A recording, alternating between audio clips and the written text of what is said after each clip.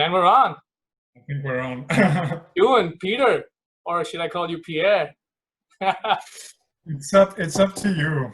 Whatever you like. Hi everyone. I prefer Pierre, man, because it's your real name and it also sounds cooler.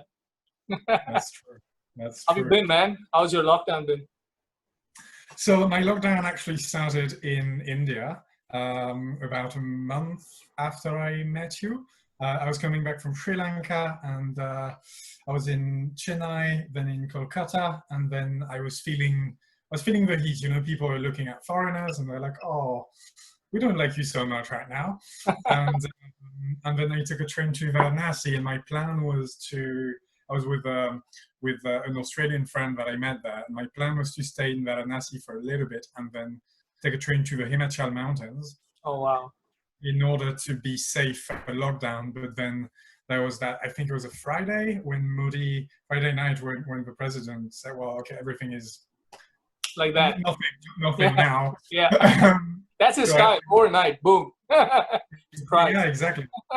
So I was in Varanasi, and I don't know how much I told you about it, but it was quite interesting, exciting, a little bit scary as well. I was in a guest house called Muna, which in Varanasi is, well, it's apparently very famous for foreigners because there's a long waiting list because everybody wants a bed there because it's really cool and it's like falling down, and there's lots of musicians. And on my first morning in Varanasi, I took the train, got there, and I ran into a friend of mine from ages ago, and he was leaving the room, so he gave me the room, and I was like, oh, great, amazing. And then like a day later, I was like, this room is mine until the end of lockdown, basically, because we're stuck here. Yeah. And you know, it was crazy to be in Varanasi for that, because it seems to be one of the most intense cities of India. Oh man, definitely. Yeah. It's an assault on your senses, man. It takes a while to get used to it. Yeah. And some people never get used to it. I got used to it in a way. I was there during Holi time. I was backpacking through Madhya Pradesh in a train and all that, and I ended up in Varanasi, and I was shocked. I'm from India, man. I landed. I'm like, what's going on out here? You know, because I was living by the Ghats area. But there is a certain serenity that kicks in once the sun sets and the crowd disperses. And if you were to walk by the Ghats, then there is some sort of serenity, but you kind of have to find it for some reason. It doesn't find you, I think. Yeah, no, it does not find you. But the frustrating thing is that, you know, we couldn't go out at all. We were sure. stuck in that. And so it was like being in the craziest city of India, but actually there was very few people on the Ghats. We saw dogs, we saw police. And so it was like, I don't know, it was a very strange time to be there. And after lockdown, the only time that I actually got to walk around was at 5 in the morning with a paper from my embassy that said that I was allowed to leave to go all the way to the bus station where the embassy buses picked us up to take us to get Tell us me about out that experience. How did you get out of there? Because I remember speaking to you. I remember speaking to you when you were planning to go to the mountains, and I was trying to give you an itinerary of where to go and where to stay. And then you were pretty excited about it, and you were going to do it, and you went to Varanasi. And then I remember that's when I spoke to you because the lockdown kicked in, and I asked you, hey, man, are you okay? Are you stuck? What's up? You know, you got a place in my house if you want a room. And you're like, oh, yeah, I'm here. But then I don't know. I don't remember how you got out of there. Or how did that work out? Like, how did you eventually leave? How did it work out? Well, so basically, I was lucky in a way because the French embassy and the German embassy were really good with their citizens, which is it's weird as well because, you know, it depends on what country you're from, and I don't like that. But the fact is that the French embassy pretty quickly got in touch with me and was like, hey, you're all right, like, what do you want to do? And I'd been in lockdown for, I think, 2 weeks at that point, and I was having a really good time with all the people that were there, but it was like, are we ever going to get out of this? And also, are we going to run out of food because we couldn't go out to buy food? Like everything. I was going to ask you that.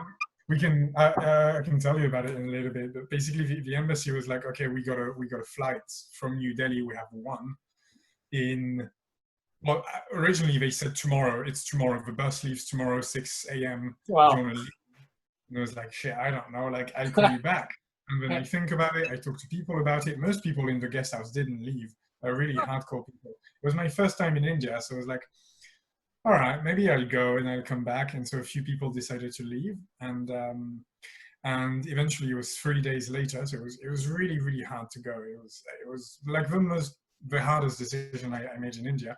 Yeah. But so we had that little note from the embassy, and when Yeah. we left the guest house, Muna's wife unlocked the gate, and the understanding was that once we crossed the gate, we couldn't come back in. Like that was it. And that was always it. Like, we left for good. And so the rules with the embassy as well is that if we had over, I think 100 Celsius in temperature, we couldn't board the bus, so we couldn't get into the plane. So there was a series of checkpoints at which we were tested. And I really wonder what would have happened if someone had been tested, over the temperature limit. Okay, you stay here, like in a country that's not your own, in a country that right now doesn't really need you or want you, and like the bus leaves and you stay here. But fortunately, everybody left. We spent a day and a half in like a horrible chain hotel in New Delhi. But very grateful for the embassies and stuff. But like, it wasn't how I wanted to do Delhi. And then we took a flight. And just before the flight, there was a group of Buddhist musicians from Nepal and Germany who sang a few kirtans and other songs. So it was an amazing send-off. That's awesome, man. Yeah, Yeah, everyone was in really good news after. No, but so when you were in the guest house, there were a lot of people there, and were you paying rent or what? Yeah, there we must have been about 15, 20 people. It must have been about 200 a day for the room. Oh, that's it. That's pretty cheap. Yeah, it's really really cheap. It wasn't the most expensive at all, but like, like it was an amazing place. It was pretty dirty, I guess, before the police came and made them clean up. Like there was dog vomit on the steps and trash everywhere. Yeah. Like that's Varanasi for you. I'm sorry, I don't mean to sound like an asshole, but that's Varanasi for you. That's basically it. No, yeah, exactly. That's kind of what you expect. I didn't want to be like in a clean place or whatever, and I was just like, I can just sidestep the dog vomit. Yeah. But yeah, we're paying about 200 rupees for that's about €3 or like $4 or something like that a day. Yeah, some people were paying more. I was actually sharing my room with the Australian friend, but we had two adjoining rooms like that, and we opened the door between them, so we had a sleeping room with a fan, because that was the only room with a fan, and we did that because it was April, and we had a sort of meditation yoga room for like smoking. April in Varanasi can be extreme, brother. It can be extreme. Yeah. So the fan is a luxury. It's little pleasures of life that you count. You need it. But I can see you totally thrive in that sort of an atmosphere, being the person that you are, stuck in a hippie guest house in a sacred place like Varanasi with a bunch of musicians. That's the kind of place you thrive in, don't you? I had a good time. I really want to go back to Varanasi, actually. I wanted to take music lessons there. I didn't really get to. What was really cool, though, is that there was a guy from, I think, America who was a sitar player. Wow. And the longest time, I didn't see him because he never came out of his room, really. He was just always playing sitar. And when I arrived in that guest house, it was like really messy, but it was just right on the Ghats. So we had 3 balconies, I think, and each of them like overlooked. That's beautiful, man. The Ghats are stunning. I gotta say that. You say what you want about Varanasi, but those Ghats are incredible. And if you could go to those Ghats with absolutely nobody there, that is a really, really cool experience. I got to do that once. It was late in the night, unfortunately. Even then, it's really beautiful. But I can imagine in the day, it must be even better. Yeah. So I mean, we could just see them. We couldn't go there, but he was playing. The first time I arrived, he was playing the sitar. He was playing one of my favorite rag, and I was just looking at the Ganga in Varanasi, and that was a really strange, like a moment I think about a lot. And lots of crazy people, like a 45-year-old German who does a lot of meditation, a lot of tantric stuff, a lot of singing. There was another photographer, a few musicians. So very, very diverse community. It was cool. That sounds incredible, man. I wish I was there. I mean, I wish I was around such kind of people. I'm not saying during the lockdown, but it sounds like an incredible atmosphere to be in. Yeah. We'll go together when I come back to India. Yeah, of course we'll go there again. For those who don't, we never spoke about how we met. We met in Bangalore in a hostel, and Pierre and I actually only knew each other, I think, for like a day or a day and a half, because I was basically there for 2 days. But the thing is, when you travel, the friendships you create, they seem to be so strong that it seems like a lifetime that I possibly knew Peter. I was there for some medical work, and still, had a great time there. So yeah, man. So tell me about the rest of your experiences. What did you think of your experience through India? Did you enjoy it? Yeah, I mean, so actually, it's interesting that you say that about Bangalore. And when I thought about this conversation that we're going to have, I thought it would be really interesting to center it on actually how we met and what. Okay, sounds good. I'll get to the bottom of this, but what it led me to. And okay, so basically, I met a friend in Oroville, and he actually met him in Pondicherry, in Tamil Nadu, and I met him at a hostel called Mikasa. And together we went to Oroville, and we ended up at a fantastic hostel called Time Travelers, to which I would not have gone if I hadn't met him.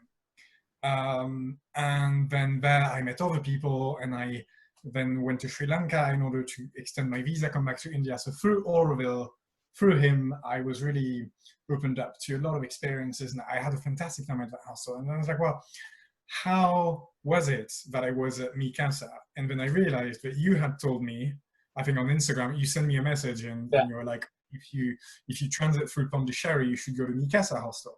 Yeah. And so it got me thinking about how every little decision that you make especially when you're traveling, leads you to something quite different from the alternative. And I would have gone to another hostel, met another guy who would have told me to go somewhere else. Yeah. And then I'd be maybe a completely different person now, or have had a completely different experience. That's just the parallel universe theory for you right there, isn't it, man? Everything that you do during traveling, all these concepts that you hear of in books and all these theories and philosophy that you read, when you travel, all of that just comes true.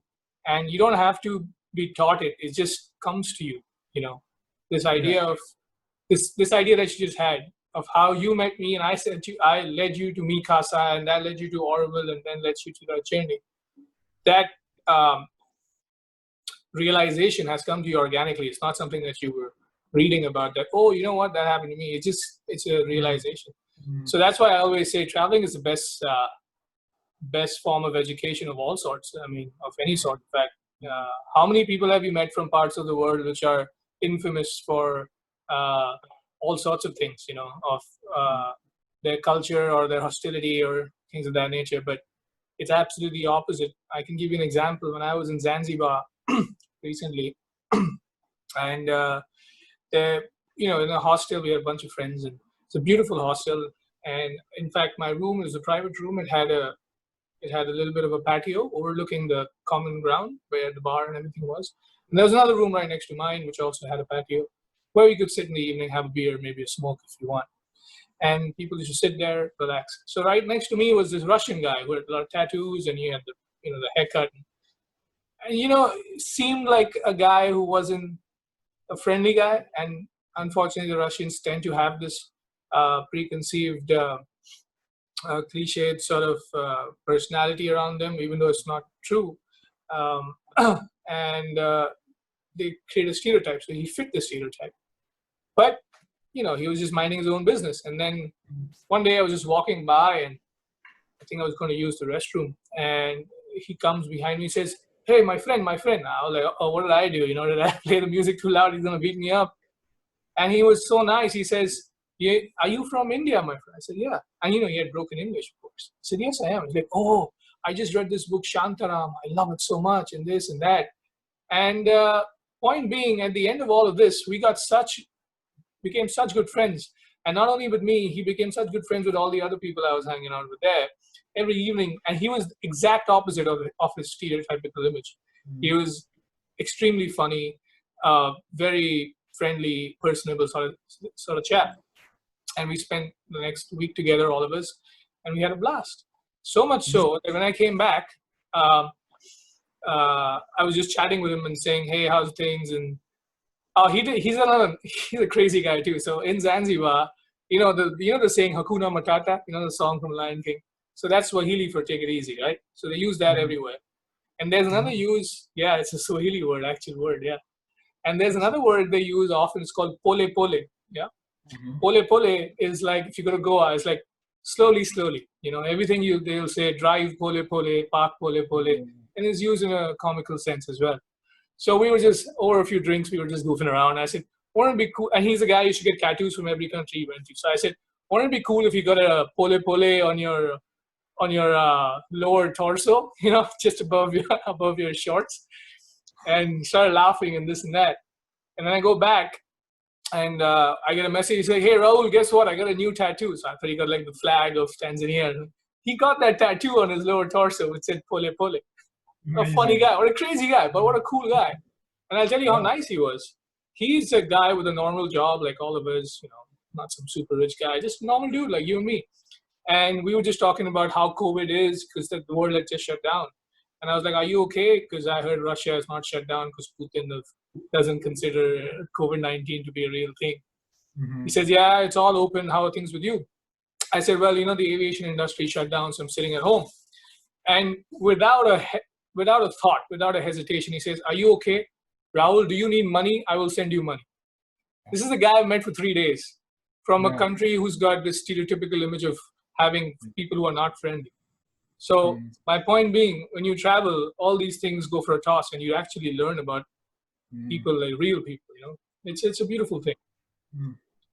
Yeah, totally. I think it's also meeting people while you're traveling. Like I think time works quite differently. Yes, true. In that zone. And like, as you said, I mean, at 9 a.m. that morning, that day we met, we didn't know each other. And I think you around 9 p.m. and we were like drinking beers on the patio and like, yeah, like having been friends all of our lives. And we've been corresponding since. But I feel like I know a lot of stuff about you. You know a lot of stuff about me because communication goes very intensely and very deeply, and you don't really have anything to lose because you're gonna go, and the other person is going to go. So I like that, and I've definitely met a few people in India and elsewhere traveling where I spent a day or two with them, and now it's like friends for life. Like you can it's true, right? I'm looking forward to your photographs. For those who don't know, Pierre is a very gifted photographer, and he carries around this old school photographer. If you show it to your nephew or niece, they will not know that's a camera. Can you show it to us? You have it with you. Yeah. There you go. Look at that. Minolta. How old is that? Yeah, that was made in 1972. There you go. It's a piece of antique right around his neck. In Japan, yeah. You can actually see not to like do any self-publicity or anything, but Raul, you can actually see my pictures on Instagram.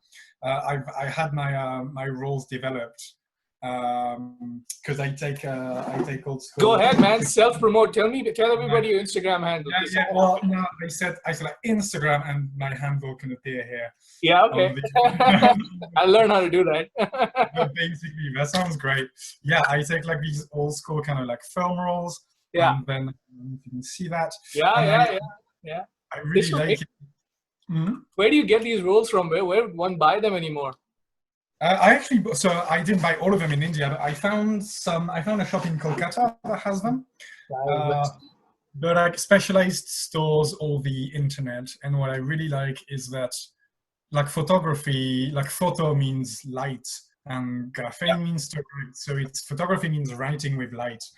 And what I really like about film as opposed to digital is that with film you have one chance. You take a picture, and if it's not good, then it's not good. You know, it's like whatever it was in the moment, and you have to play with a lot of settings. You have to figure out how much light is going in, um, whether to zoom in or not, Yeah. how to frame.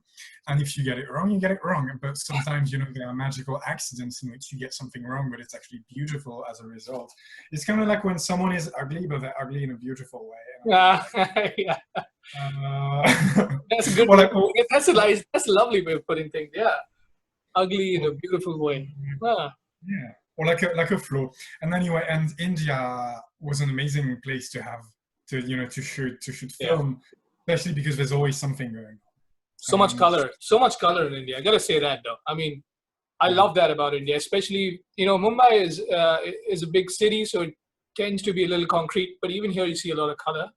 But when you go to other places like Rajasthan, is so colorful. Oh my God! Even though it's stark in the desert, the people have so much color on them. It's just such a beautiful juxtaposition against the starkness of the desert.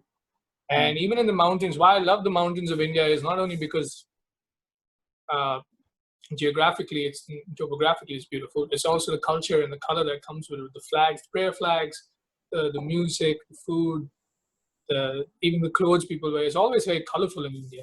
yeah, Bangalore, south of India, I think is perhaps even more colorful than the north, hmm especially Tamil Nadu, Kerala, Bangalore, like you were in. When we were at yeah, the palace, that was a good place. I was in the what? Sorry. When we were at the palace, the area around the palace, remember the Bangalore palace? Yeah. It was the time when Raoul and I met. So the one day that we met, we went to the Bangalore Palace, and he told me absolutely everything about the history of that palace and of that royal family. And for those who don't know Raoul, actually, he's one of the most knowledgeable guys I've ever met. But he doesn't really. It's cool because it's obvious that he loves to talk about history and the history of his country and stuff. He's not really a show off about it. And so I just got schooled that day, but in a very gentle way. Uh, School. it That was was yeah, it was good. It was good. I didn't know anything. I was just like, oh, tell me about this, tell me about that. yeah. And I was like, But isn't it fun? Like if I was traveling, say if I was in France, and mm, I mean that's why I love walking tours. It's like you're looking at this, it's beautiful, but when you know the story behind it, it makes it so much more remarkable, and mm, you understand everything better. You get an understanding of the culture better. So yeah, I love talking about history, but not everybody likes to hear it. So, but when you're traveling, I suppose you meet people who you get kindred spirits around. So, and I also yeah, know stuff because I meet people who tell me. So mm. yeah. So It's yeah. Did you get to Mysore eventually, Peter? no, it wasn't. It wasn't really on my It wasn't one of my priorities, and I didn't want to do like 2 days here, 2 days there. Yeah. I know that you think the palace is amazing. I'll go back to the south of India at some point, but so I'm sure I'll go to Mysore. Oh, not only is the palace amazing, the palace is certainly very beautiful. But when you go to Mysore, I'll come with you. And it's not just the palace, dude. That city is so beautiful.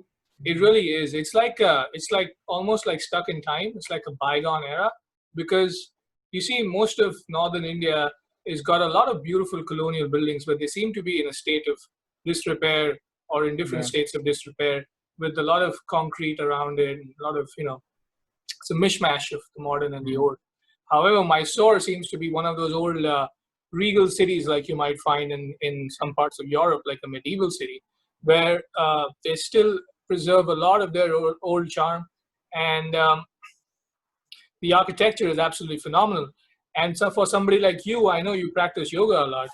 It is the headquarters of, don't quote me on this, but I think I don't know, is it Ashtanga or Hatha? One of those yogas in the south. Yeah. Is it Ashtanga? Yeah, okay, it's Ashtanga. There's a guy called B.S. Iyengar, if I'm not mistaken. His school is in Mysore.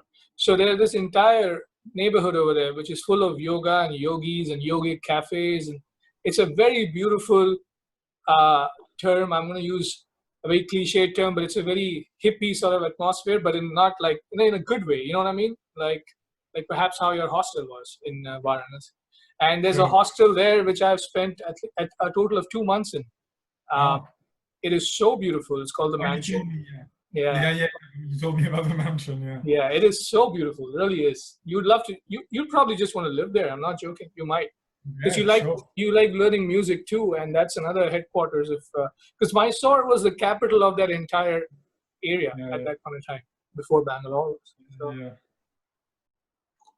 Well, actually, the reason why I was in Bangalore was for a classical, a Carnatic, so South Indian music festival, and I couldn't really find anything in Mysore. I think I would have rather gone to Mysore, but my priority was more the music. But if I can do both, and if I have more time in the South next time, I definitely go there to do you that. did go to the concert, I remember, in Bangalore that first day, didn't you? There I was went one. to I went to 5 days of concert. It was Ah, amazing. okay. There was a festival. Can you believe it? Pierre from France knew about the Carnatic music festival, and I'm from Mumbai. I didn't know it. But then again, I don't listen to Carnatic music. That's how it is. Uh, but yeah, tell me more about your travels, man. Where all did you eventually travel to in India? Well, I mean, actually, I was in a few places, but my favorite. Well, I started from Delhi, Rishikesh, Ah, down the west coast. Ended up in Tamil Nadu. Went to Sri Lanka to renew my visa. Then went up Kolkata, Varanasi. But my favorite place, I think, is in the west. I think if I had to choose one, it would be Mumbai. oh yeah, Uh, nice. and I'm saying this to a Mumbai car, so this is Yeah, good. yeah. I always Uh, welcome here, man. You got a home here for you. It was crazy. I loved the energy of that town, Yeah. the mood, the food. Oh Oh yeah, the food. Oh, I definitely yes, food, buddy. No yeah. arguments there, man. No arguments there. It's incredible. You're in Mumbai right now, Yes, my correct? home. This is Yeah, where I of course. Yeah, it's home. Yeah, you're saying that's amazing. So Mumbai was, I spent what, like 12 days there, also for a music festival, but then I decided to stay because it was too cool. And I met a young woman from South Africa whose parents are Indian, and she's sort of semi-professional sitar player, and Wow. she was there for, to train with a Guruji, and she has a network of musicians in Mumbai, and I met her the first day of the festival that I went to, and I saw her again on the last day, and I talked to her, and she invited me to a concert the next day by someone called Kumar Bosa, who is a tabla player, and he's one of India's most prominent tabla players, and he received a lot of awards from the government for his work, and he's really an icon. And I was just invited to that private event with him, and I'm seeing one of the best musicians in India right now. And so I loved how easy it was for me to communicate with the locals. People in the elevator were like, "You going to see that concert?" And I was like, "Yeah, yeah, yeah. Yeah, Oh, yeah, cool that you like Indian music." Um, that's nice. so, That's yeah, it. I thought it was amazing. I was like, if I'm gonna move to a city in India, it might be Mumbai. Really? Long, You think yeah. so? Wow, that's pretty cool. I have I a love thought. hate. I have a love hate relationship with Mumbai. I love the what you just spoke about with Mumbai. Mhm. I love the culture over here. It really is one of those. I know there are a lot of great cities around the world when it comes to culture and, for lack of a better word, nightlife. But I meant to see. I mean nightlife. I mean events like music events and recitals and poetry and Yeah, basically any art. Even stand-up comedy for that matter, or movies, or even bars. Mumbai is extremely vibrant, and every day there's something new. This is obviously before COVID. yeah, Uh, so I absolutely love that about Mumbai. I love the people of Mumbai. They truly are one of the best amongst around the world. Actually, they're really, really friendly. You seldom will get into fights with anybody here. And if somebody is in distress, everybody will. I only don't. What I don't like about Mumbai is just the pollution and the noise and how expensive the homes are here. But any big city in the world is expensive. But like I said, it's a love-hate relationship. So you know, that's true. I actually. It's interesting what you say about the people, because after Mumbai on my travels, I would meet some people, and I was like, "You're a Mumbai car, right?" And in some yeah, cases, you can tell. You can tell. sometimes you can tell, yeah, they have Yeah, like an energy to them. yeah, Like they're kind of chilled out people, yeah, which is yeah. amazing because it's a crazy city, but they're kind of chilled out people. But you see that inside, they're like, oh,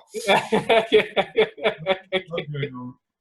There's a difference. Even South Indian people are quite calm. Oh, yeah, If yeah, you've definitely not. noticed, they're quite calm, very simple. Yeah. But yeah, man, you're welcome to Mumbai anytime. Mi casa es su casa, as they say. Ah, muchas gracias. That Yeah. would be amazing.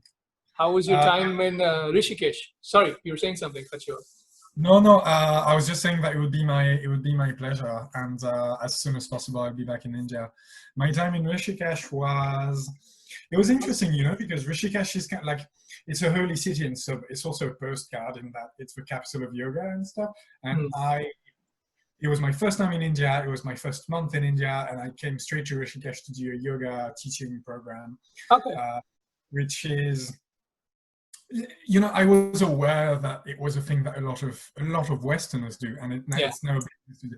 And I have to say, you guys are amazing because you invent a discipline, then you outsource it to us, and then you like make a shit ton of money from from all the dumb hippie Western people like, oh, like teach me, and it works. But no,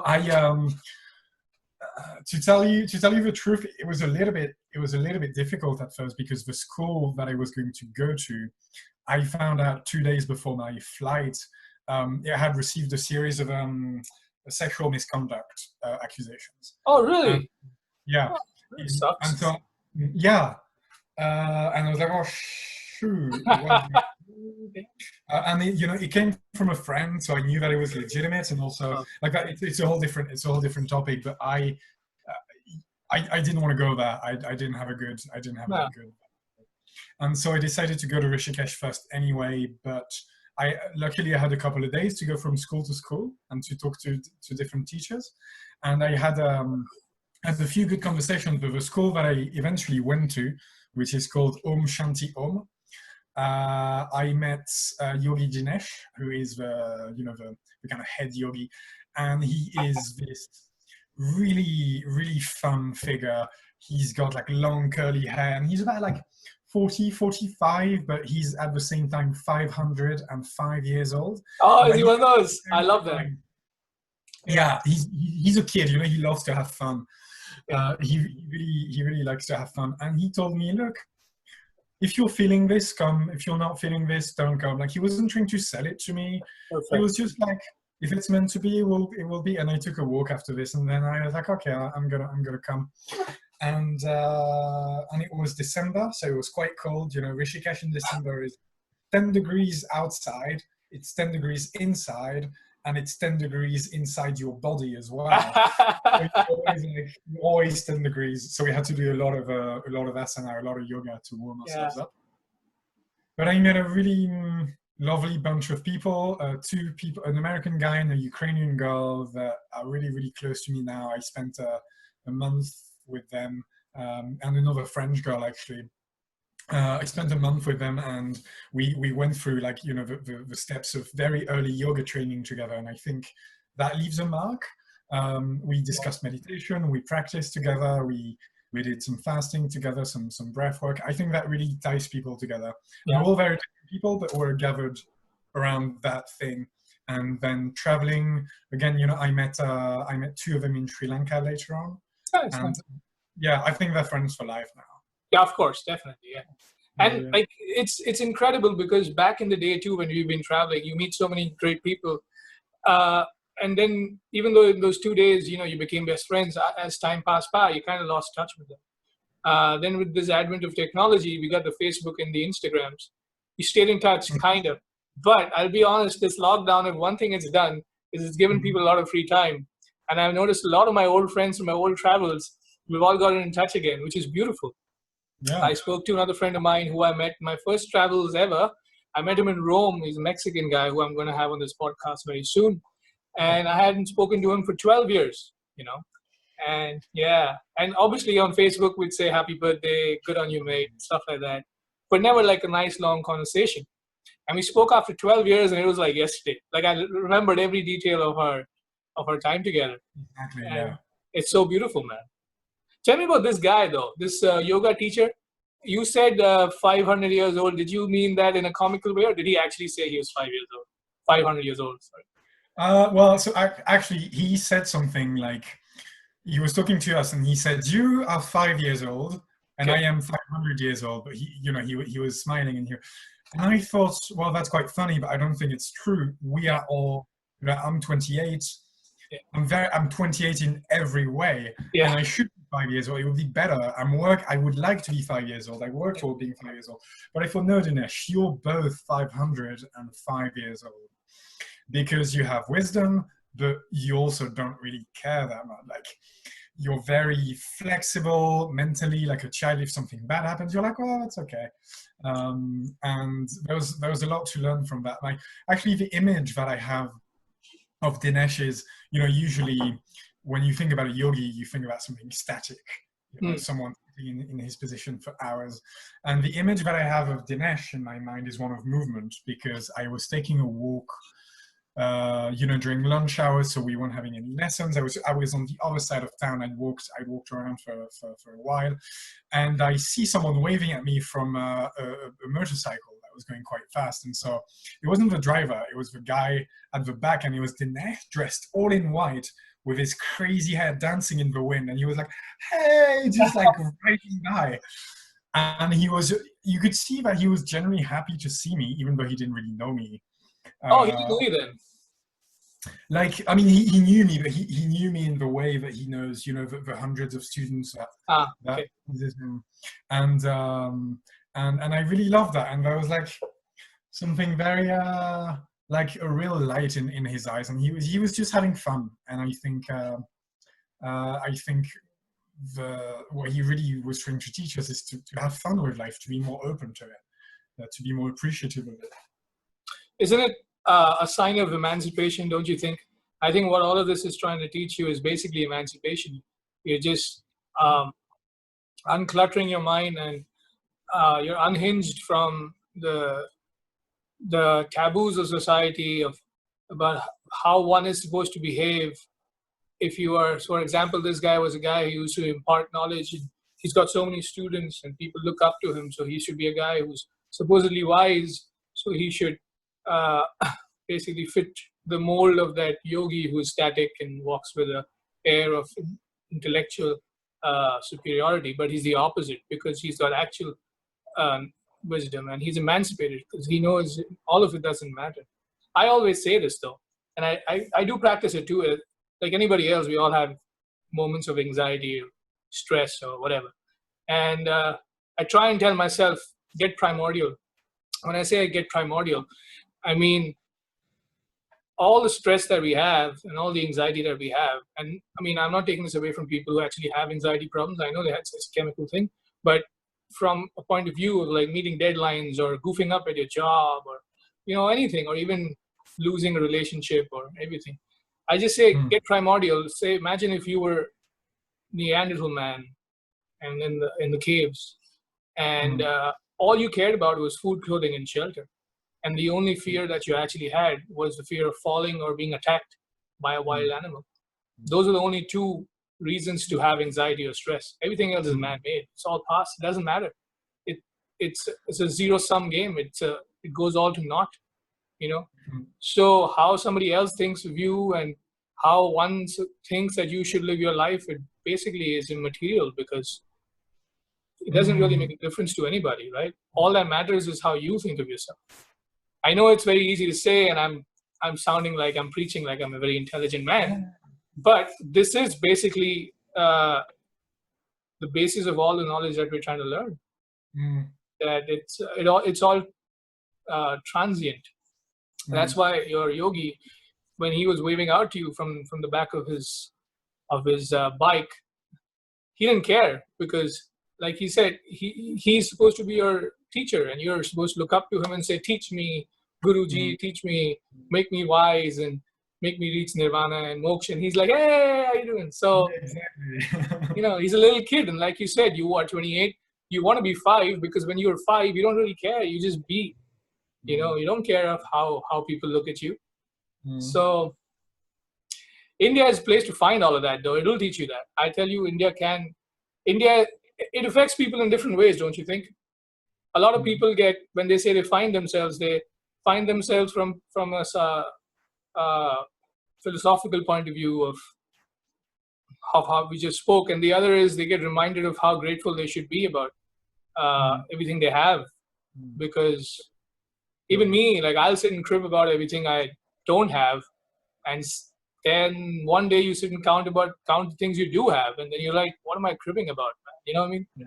So I don't know if you do this, but I've started practicing gratitude, and I write my book every night or every morning. I just write a whole bunch of things that I'm grateful for, and Awesome.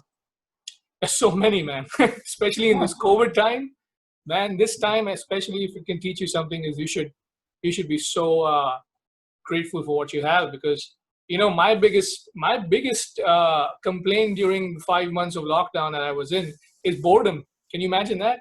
Just plain boredom. That's not really, it's not a Yeah. problem, dude. That's like, It's oh, not a I'm bad tired of, thing. yeah, oh, I want to eat something from a restaurant. I want to order a pizza. Oh, I'm tired of watching Netflix. Oh, that's not a problem, dude. A problem is when you can't feed yourself, like the millions and millions of people in India during COVID. Those are real problems.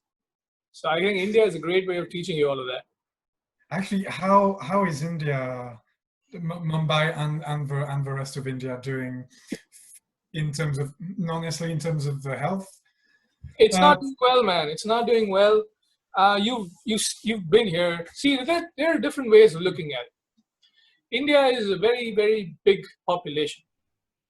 So when you hear that 2 million people, for example, have been affected by the COVID here, you would hear that in, say, Estonia, and it would shake you to your core because their population is 1.2 million, right? But here you got 1.3 billion people. yeah. So the numbers over here have to be understood in relativity. Sure. Having said that, India is not doing well, but it seems like people around the world have just now gotten fed up of being locked down, and a lot of restrictions have been released. So a lot of businesses have opened, but restaurants, bars, movie theaters, they're all closed. But the numbers are increasing tremendously. In fact, the last 1 week was very bad. Every day you opened the news and it said the highest number spike per day in the world, highest number spike per day in the world. The death ratio is not that high. The mortality ratio is lower. In fact, it's amongst the better countries in the world when it comes to deaths per million. But then again, you got to understand, India is still a very rural country. So the testing here is done in a very primitive way, if done at all. And a lot of deaths are not recorded or attributed to something else. The economy has been hit in a very big way because we announced a lockdown like you were there overnight. So it didn't give anybody any time to really prepare for it. And while taking a financial hit can be justified in such times, it can only be justified if you see some gains from a humanitarian point of view. However, India has not even seen that. See, India's economy has dropped in the last quarter by negative 23.9%, which is the highest in the world. And negative 23.9% of the fourth largest economy in the world is a very large number. And also, it's got that GDP is feeding 1.3 billion people. So, and a large, I think a majority percentage of that population is below the poverty line, which are daily wage workers. So they're affected even more. But having said that, you'd say, okay, we can take the financial hit if we save lives instead, because the point of taking the financial hit was to save lives, but we didn't even do that. So it's a zero-sum game again. It's a lose-lose situation. You didn't save lives. If you had saved lives and taken the hit, I would think that's actually a very good thing. That would, from a democratic socialist point of view, that is, because you're saving lives, which is eventually the most important thing. But you're not even saving lives, and you're also rendering the economy rudderless. So it's very testing times, and the future, it seems tough, the recovery, like anywhere else in the world, but tougher here because you've been here. There's a lot of chaos over here, to be honest. People have theories. The implementation is not the best. So it's tough times, brother, to be honest, tough times.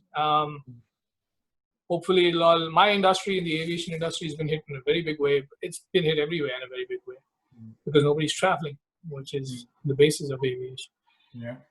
Yeah, but one can sit and criticize all of this, but this is a situation which has never happened before. So you cannot be proactive over here. You have to be reactive over here. You can be proactive about certain things, but you are mostly reactive over here because it's unprecedented. Yes. So to sit here on my armchair and criticize is one thing, but this is basically what has happened. It's happened everywhere, but it's a little more severe here. Whether this has happened in China, I cannot say because China doesn't release its data. And the United States, yes, I think it has higher numbers of COVID cases, but it also has higher number of tests. So yeah, it's tough, man. It's tough. Goa is open. The only place which is open is actually Goa. You're right. Yeah. Yeah. So, how's France, man? I mean, it's comparatively, it's doing a lot better. The biggest questions here at the moment are knowing whether wearing masks and etc. makes a difference. There's a a big populist movement that's in France and in the rest of Europe, started demonstrating against mask wearing. Actually, a lot of people, like several hundred people, got arrested in Berlin for demonstrating without masks. And I'm all for the liberties of the people, but my personal take is that the mask helps. Masks have been proven to reduce infections, and so if we have to wear them for a little bit, it's better than people dying, and it's better than going through another lockdown. Exactly. But it's the gist of it is that people are saying, oh, this coronavirus is a hoax, or it's being massively exaggerated. Bill Gates started it, or our civil liberties are being taken away from us, and that's dangerous. And I personally don't think that that's what's happening, but it's just to give you an idea what's going on. The big question is to know whether the coming winter will make a big difference for the worse. Because obviously cases of flus have in the winter time, so we'll see. It will be interesting to see who comes up with a vaccine first. And what I like is that it doesn't seem like it's going to be Europeans or Americans. India actually is kind of toying with. Do you know anything about? India is on the forefront.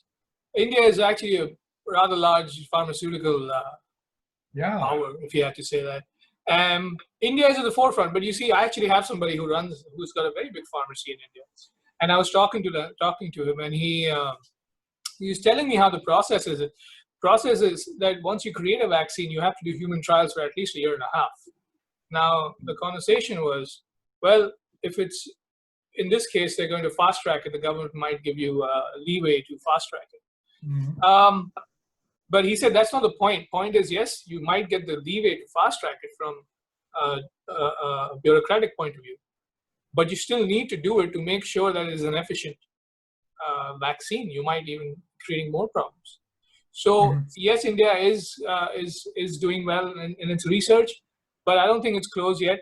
However, we have huge manufacturers here. So one of the biggest manufacturers of vaccines in the world is a place called Serum Institute, which is yes. Yeah. Surprised you know that in Pune, yes. It's owned by the Poonawalla family. And they've actually set up this huge facility. In fact, they're in the process of setting up this huge factory, amongst their biggest actually, purely for the purpose of manufacturing the vaccine. Not that they are going to create the vaccine, they'll just manufacture it. Yeah. I think AstraZeneca in the UK is making great headway there. Russia apparently has one, but nobody gives a shit. I think they're just giving vodka into people's veins. They're like, hey, drink some vodka, it's fine. But I don't know, why are people not taking Russia's vaccine seriously, man? I wonder why. I'm curious.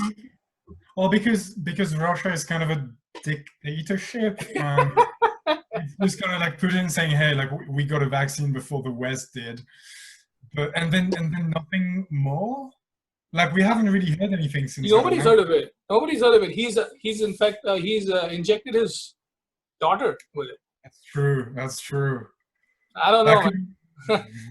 Again, if Russia's a dictatorship, his close circle of family is probably a dictatorship as well. It was like, come here, kid. Yeah, Like, yeah. Actually, he's one of the guys who's a COVID what do you call it, disbeliever, so to say. In a yeah, way, he's not saying it in the news because the backlash might be a lot. But he's like Trump and saying it's a hoax in a way because Russia never really shut down, man. They've been open all the while. They never shut down, so their economy is not hit. Their indigenous economy is not hit in a very big way. Of course, all the services based on international business has, but their personally don't have. Anyways. It's weird how the countries that are turning a little bit fascistic and populistic in the wrong sense of the term. Like, right wing, right? Like you got that Marine Le Pen in France. I mean, I heard some of her speeches and I was aghast. I was like, are we back in 1940s? What am I listening to here? Yeah, right wing. But right wing's made a big comeback, man. This right wing movement prior to COVID, of course, through George Bush, not George Bush, sorry, Donald Trump, that guy in Brazil, Bolsonaro. Yeah. Come on, that guy. Come on, what is that guy? How did you make him president? In Austria, all of Europe, actually, Western Europe, especially. A lot of Europe, absolutely. Anyways, man, you come to India, and like we had that. You remember we agreed that if I open a hostel, you're gonna be there. So yeah, absolutely. It's gonna happen. It's gonna happen. Where are you going to open your hostel? Do you know? Now, I don't know, to be honest. I'm still looking for that one place. I'm not sure, to be honest. Maybe in the mountains. Maybe somewhere nice in the mountains. Or I mean, I'm not gonna have one, but probably start off in Goa just to get a handle of things and understand how it all starts. Point is to have a good time, have like-minded people, kindred spirits, musicians, and amazing, things of that nature around. It's not going to be a party hostel. It'll have a bar, but it'll not be a party hostel. It's going to be more like a yoga, holistic sort of place. Yeah. It's like a spiritual place. That sounds amazing. You'll be the first person to know, man. I will be there for sure immediately. Hope so. When the lockdown ends, why don't you come back to India? Yeah, that's a plan. Yeah, for sure. Yeah. Let me know how India progresses. And India's, like I said, right now the place which is open is Goa, and you can come to India as long as you. So France and India has got that air bubble. So if you have a certificate says that you are COVID negative, you can come in without quarantine. Yeah. So that's already happened. Cool. So, I'll keep an eye on things. Sweet, man. I look forward to seeing you soon and talking to you soon. Awesome. All right. Let's end it on this note. Thanks for stopping by. It was so good to see you, man. Yeah, man. Brilliant. You stay safe. Bye. Bye, everybody. Ciao.